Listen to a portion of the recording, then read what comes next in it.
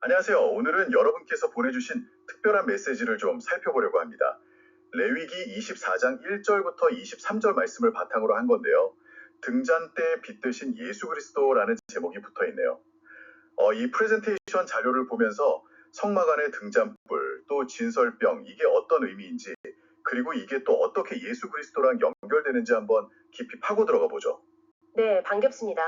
이 메시지를 보면 크게 한 네 부분 정도로 나눌 수 있을 것 같아요. 처음에는 이제 인간의 가치에 대해 좀 이야기하고, 그 다음에 등잔불, 진설병, 그리고 마지막에는 그 여호와의 이름을 모독한 사건, 이걸 다루더라고요. 아, 네. 그 슬라이드 순서대로 따라가면서 핵심 내용을 좀 짚어보면 좋겠네요. 네, 좋습니다.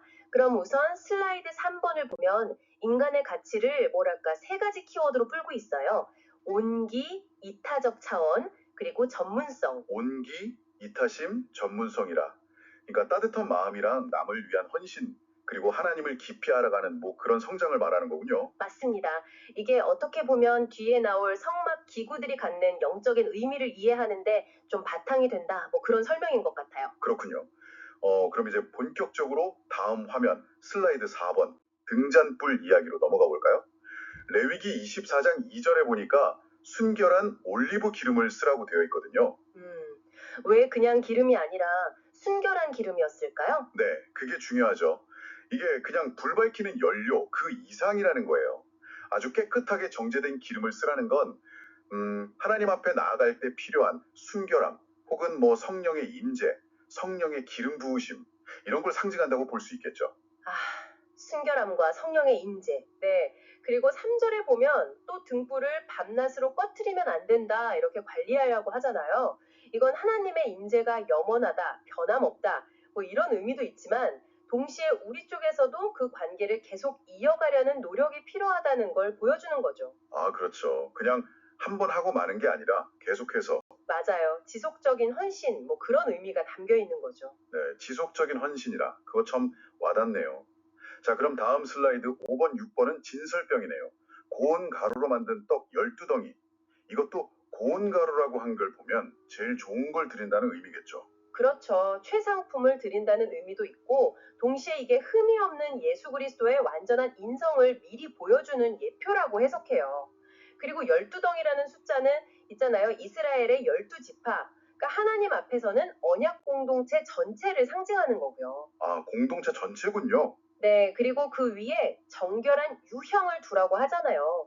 레위기 24장 7절에요. 이건 이제 우리의 기도와 예배, 그리고 우리를 위해 중보하시는 그리스도의 사역, 이런 걸 의미한다고 보고요. 흥미로운 건 매 안식일마다 이걸 새 떡으로 바꾸고 이전 떡은 제사장들이 먹었다는 거예요. 그냥 상징으로만 둔 게 아니라 실제로 먹었다는 게. 네, 바로 그 점이 중요합니다. 이게 단순한 전시물이 아니라 정말 하나님과의 교제, 그리고 생명의 양식을 나누는 그런 행위였던 거죠. 공동체 전체가 하나님 앞에서 함께 영적인 양식을 공급받는 모습이랄까요? 아, 그렇군요. 그래서 궁극적으로 이 진설병은 생명의 떡이신 예수 그리스도를 예표하는 거죠. 우리가 그리스도를 통해 영적인 양식을 얻고 또 교제하고 성도들과 연합하는 것의 중요성을 보여주는 상징이에요. 네, 이제 등잔불과 진설병의 의미가 좀 분명해지는 것 같은데요. 근데 이 메시지 후반부 슬라이드 7번, 8번을 보면 분위기가 확 달라지네요. 이스라엘 여자란 이집트 남자 사이에서 태어난 아들이 여호와의 이름을 모독한 사건이 나오잖아요. 레위기 24장 10절부터 16절 말씀인데, 이거 좀 충격적인데요. 이 메시지는 이걸 어떻게 풀고 있나요? 네, 좀 그렇죠. 이 사건은 그 당시 이스라엘 공동체가 겪었을 수 있는 어떤 신앙 정체성의 문제, 또 이방 문화와의 경계 설정 문제, 이런 걸 좀 보여주는 것 같아요. 그리고 더 중요하게는 하나님의 거룩하신 이름을 모독하는 것이 얼마나 심각한 죄인지 그걸 강조하는 거죠.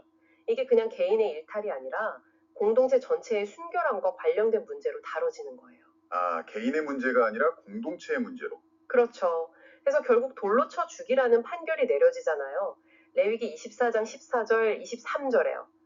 이게 뭐 지금 시각으로 보면 굉장히 가혹하게 느껴질 수 있지만 그 당시에는 하나님의 절대적인 거룩함 그리고 이 언약 공동체의 정체성을 지키려는 아주 단호한 의지를 보여주는 거라고 해석할 수 있습니다. 공동체 전체의 책임이라는 그 관점이 참 중요하게 다가오네요. 자, 이제 마지막 결론 부분. 슬라이드 9번이랑 10번인데요. 앞서 나온 내용들을 잘 정리하면서 영적인 교훈을 주는 것 같아요. 네, 맞습니다. 꺼지지 않는 등잔불은 하나님의 지속적인 임재와 우리가 늘 깨어 기도해야 함을, 그리고 진설병은 그리스도를 통해 주어지는 영적 양식과 공동체의 연합을 다시 한번 강조하죠. 그래서 핵심 교훈은 이거예요. 세상의 어떤 영향력 속에서도 성도로서의 거룩함을 지켜내고, 또 등불처럼 성령 안에서 늘 깨어 기도하고, 진설병처럼 그리스도 안에서 받은 그 생명의 양식을 우리 공동체와 함께 나누는 삶, 이걸 살아야 한다는 거죠. 또 오늘 우리에게 의미를 갖는지 잘 보여주는 것 같아요. 등잔불의 빛 그리고 진설병의 양식이 모두 예수 그리스도를 통해서 우리에게 주어졌다는 그 연결이 참 인상 깊었습니다. 그렇죠. 특히 그 꺼지지 않는 불이라는 이미지는 우리 안에 있는 믿음의 불, 기도의 불을 어떻게 계속 활활 타오르게 할 수 있을까? 이런 질문을 던지게 만들어요. 그리고 생명의 떡이신 예수님과의 교제를 우리가 매일의 삶에서 어떻게 누리고 또 어떻게 공동체와 나눌 수 있을까? 이런 실제적인 고민으로 이어지게 하고요. 네. 오늘 함께 나눈 이 이야기가 당신의 신앙 여정에도 어떤 깊은 울림을 주었으면 좋겠습니다. 혹시 괜찮으시다면 잠시 한번 멈춰서 생각해 보는 건 어떨까요? 지금 당신의 삶에서 계속 밝혀야 할 등불은 무엇인지, 그리고 당신이 받은 생명의 떡을 지금 누구와 또 어떻게 나누고 있는지 말이죠.